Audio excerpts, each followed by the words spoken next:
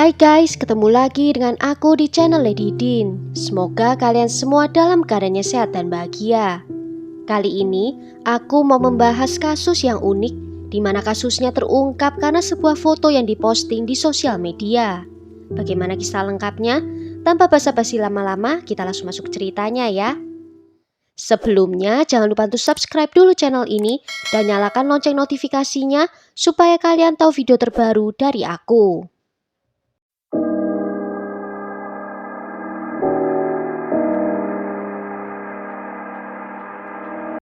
We're so grateful, and so thankful that the investigators that have been working on this for almost 2 years never gave up hope, because it was very hard for us at times to keep that hope up.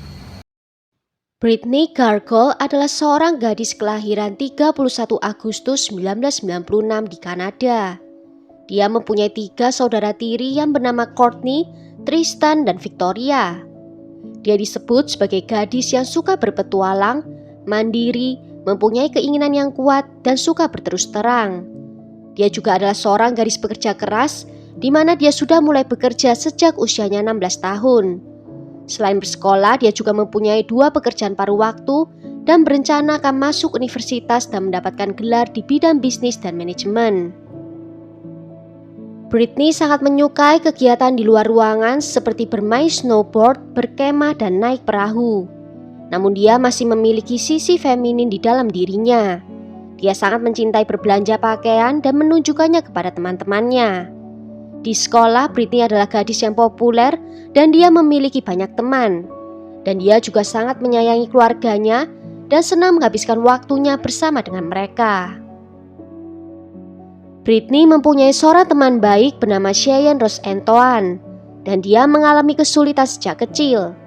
Ibu dan ayahnya kecanduan obat terlarang, akibatnya sejak usianya 2 tahun dia dimasukkan ke dalam panti asuhan. Dan dia tetap tinggal di sana sampai dia berusia 18 tahun. Dan selama tinggal di sana, dia dilaporkan mengalami pelecehan seksual dan fisik berkali-kali. Di usianya yang ke-15, Cheyenne berusaha melupakan kejadian di masa lalunya itu dan mencoba untuk menjalin hubungan lagi dengan ibunya. Tetapi ibunya masih tetap menggunakan obat terlarang. Kemudian ibunya meninggal dunia dan ditinggal oleh ibunya itu sangat menghancurkan dirinya dan menimbulkan trauma baginya. Dan dia tidak tahu bagaimana caranya untuk mengatasi hal itu. Dan dia mulai bergaul dengan orang-orang yang salah. Cheyenne juga mulai menggunakan sabu untuk mengatasi masalahnya. Ketika dia bertemu dengan Brittany dan mulai berteman dekat dengannya, Cheyenne sedang berada di titik terendah dalam hidupnya, di mana dia mengalami ketergantungan obat terlarang yang sangat parah. Di tanggal 25 Maret 2015, Brittany dan Cheyenne memposting foto ke Facebook. Di malam itu mereka sedang pergi bersama untuk minum-minum. Cheyenne mengatakan setelah bersiap-siap, mereka berdua menuju ke beberapa bar, dan sepanjang malam mereka berpindah ke beberapa tempat untuk berpesta. Sampai di sekitar pukul 4 pagi di keesokan harinya, Brittany meminta seorang pria tak dikenal untuk meminjamkannya sebuah korek api, dan kemudian mengundang pria itu untuk bergabung bersama dengan mereka. Tak lama kemudian, Cheyenne berpisah dengan Brittany dan dia diturunkan di pusat kota untuk mengunjungi pamannya. Dan setelahnya Brittany lanjut pergi dengan pria tak dikenal itu. Dan itu menjadi terakhir kalinya Cheyenne melihat Brittany dalam keadaan hidup. Malam harinya Cheyenne menulis di halaman Facebooknya Brittany menanyakan keberadaannya karena belum mendengar kabar darinya seharian. Tetapi kemudian penemuan mengerikan dilaporkan ke polisi. Polisi menerima panggilan telepon 911 yang mengatakan kalau ada tubuh tak bernyawa dari seorang wanita muda yang ditemukan di jalan pinggiran desa dekat dengan perkebunan. Penelpon mengatakan saat ditemukan, tubuh itu terbaring telentang dan tidak menggunakan sepatu. Polisi tiba di sana dan melihat kalau tubuh itu terlihat jelas ada tanda-tanda mengalami pencekikan. Tetapi polisi tidak tahu tubuh siapakah ini atau apa yang telah terjadi kepadanya. Polisi melihat kalau di tubuh itu terdapat 2 tato dan mereka mengeluarkan informasi itu ke publik untuk mendapatkan bantuan dalam mengidentifikasi. Dan mereka juga menemukan sebuah sabuk di dekat tubuh itu dan merilis foto itu juga ke publik, berharap akan ada seseorang yang memberikan informasi. Setelahnya polisi menerima telepon dari seseorang yang mengatakan kalau ada seorang wanita di sana yang memiliki informasi tentang itu, yaitu Cheyenne. Saat ditelepon oleh polisi, Cheyenne memberitahu mereka apa yang terjadi di malam itu. Dia bahkan juga memberikan telepon itu ke pamannya yang mendukung ceritanya, dan juga mengatakan kalau Cheyenne berada bersamanya di malam itu. Walaupun pernyataan dari paman Cheyenne sama persis dengan apa yang diceritakan oleh keponakannya, polisi tetap merasa kalau Cheyenne menyembunyikan sesuatu. Ketika mereka memeriksa rekaman CCTV dari bar yang disebutkan oleh Cheyenne, tidak ada tanda-tanda keberadaan Britney di sana. Polisi juga memeriksa rekaman CCTV dari tempat tinggal paman Cheyenne dan mereka tidak menemukan video rekaman di mana Cheyenne datang. Bukti itu memperkuat dugaan penyelidik kalau Cheyenne ada menyembunyikan sesuatu. Kemudian penyelidik berbicara lagi dengan paman Cheyenne dan mengatakan kalau mereka sudah memeriksa video CCTV dan hasilnya tidak sesuai dengan apa yang dia katakan. Mendengar perkataan polisi, paman Cheyenne kemudian mengubah ceritanya. Dia memberitahu penyelidik kalau di malam itu Cheyenne dan Britney bersama dengan 2 orang pria berkulit hitam di sebuah motel. Tiba-tiba terjadi perkelahian dan setelahnya Cheyenne pergi ke kamar mandi. Tetapi saat dia keluar dari kamar mandi, dia melihat Britney terbaring di tempat tidur dalam keadaan tak bernyawa dengan bekas luka di lehernya. Dan 2 orang berkulit hitam itu memaksa Cheyenne untuk mengambil bagian dalam menutupi pembunuhan itu. Dan setelah melakukannya, Cheyenne menuju ke pamannya untuk meminta bantuan. Selama beberapa bulan, Cheyenne berada di tahanan polisi tetapi belum ada tuntutan dan dakwaan terhadapnya. Polisi mengambil kesempatan itu untuk mewawancarainya, tetapi Cheyenne tidak kooperatif dan tidak mau berbicara apapun tentang kematian Britney. Dan 6 bulan setelah kematian Britney, Cheyenne mengomentari foto yang mereka posting bersama di Facebook. Dia menulis kalau dia sangat merindukan temannya itu.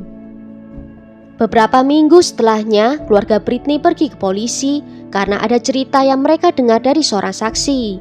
Menurut keluarga Britney, Cheyenne datang ke rumah saksi di pagi hari kejadian dan pada saat itu Cheyenne terlihat mabuk, ketakutan dan menangis histeris.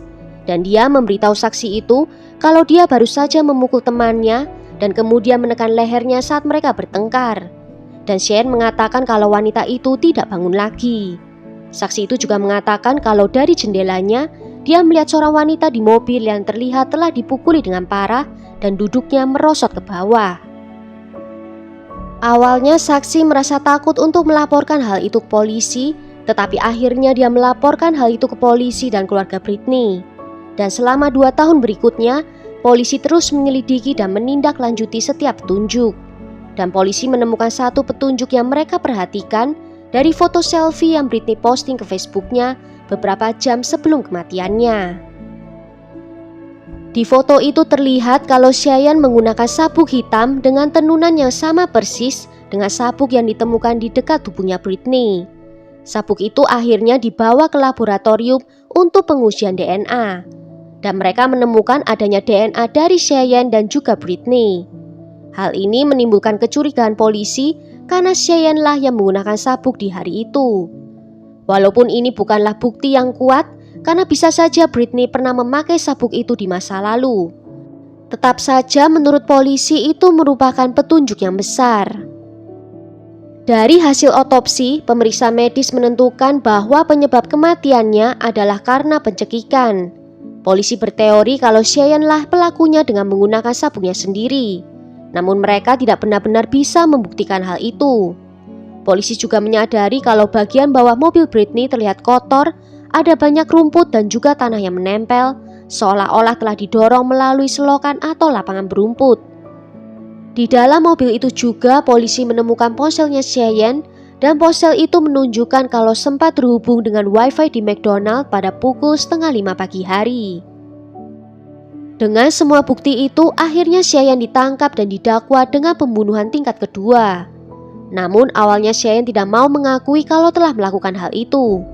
Polisi mengatakan bahwa Cheyenne tidak menunjukkan emosi apapun saat diinterogasi. Dengan bukti yang ada, dan tekanan dari penyelidik, Cheyenne mengakui perbuatannya, tetapi tetap mengatakan kalau dia tidak ingat telah membunuh Britney. Cheyenne mengatakan kalau malam itu mereka berdua menggunakan obat-obatan dan minum alkohol bersama di sebuah pesta. Namun setelah meninggalkan pesta itu, dia tidak dapat mengingat banyak. Dia hanya ingat berada di parkiran McDonald. Dia juga ingat saat itu Britney sangat marah terhadap dirinya, dan setelahnya dia tidak mengingat apapun. Pengacaranya mengatakan kalau sangat mungkin Cheyenne tidak dapat mengingat, karena adanya kombinasi dari pemakaian obat terlarang yang terlalu lama dan juga rasa terkejutnya.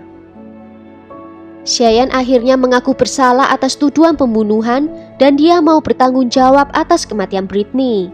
Tetapi terus mengatakan kalau dia tidak mengingat tindakan pencekikan itu. Penuntut mengatakan kalau mereka tidak akan dapat membuktikan kalau Cheyenne memang berniat menghabisi nyawa Britney.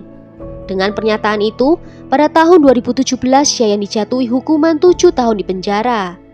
Britney harus kehilangan nyawanya di tangan sahabatnya sendiri, dan Cheyenne sampai saat ini mengatakan bahwa dia tidak dapat mengingat apapun. Dan dia juga tidak pernah memberikan alasan atau motif untuk semuanya ini. Well, sampai di sini dulu cerita kali ini. Bagaimana menurut kalian tentang kasus ini? Tulis ya pendapat kalian di kolom komentar. Akhir kata, terima kasih karena sudah nonton video ini sampai akhir. Sampai jumpa di video berikutnya. Ciao!